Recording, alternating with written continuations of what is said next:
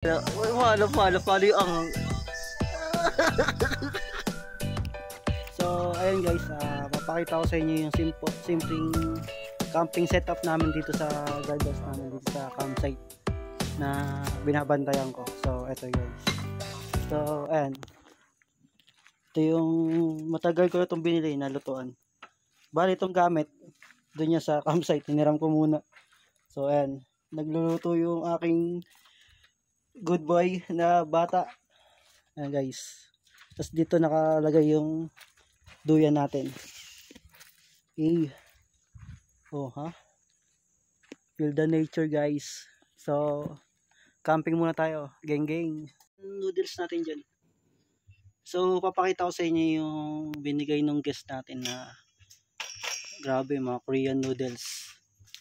Atin. Geng geng. Previous lang to ng guest. Diba?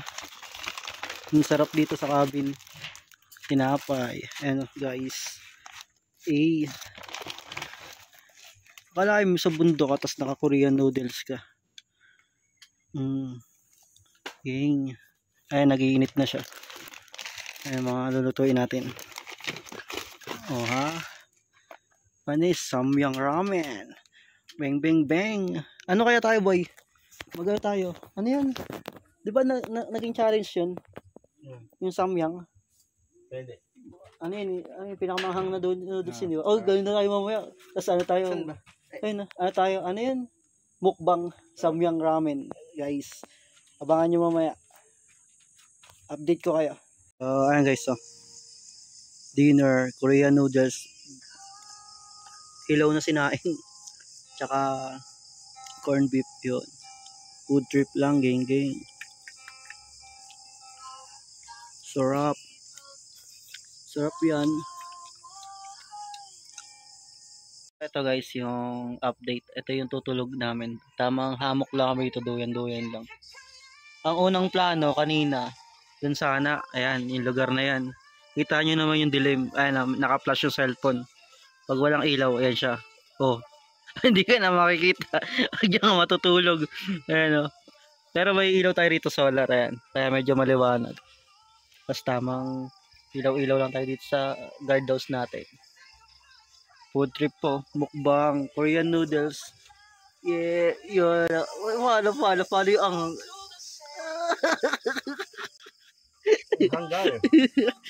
Grabe gar. Ako na. Suko siya eh.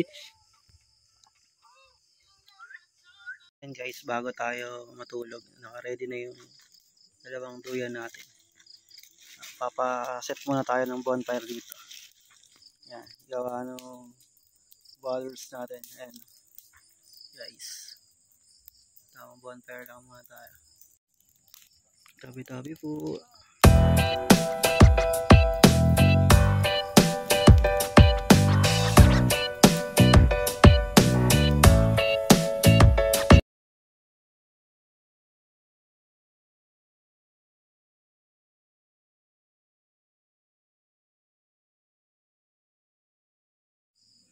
Bonfire tayo guys.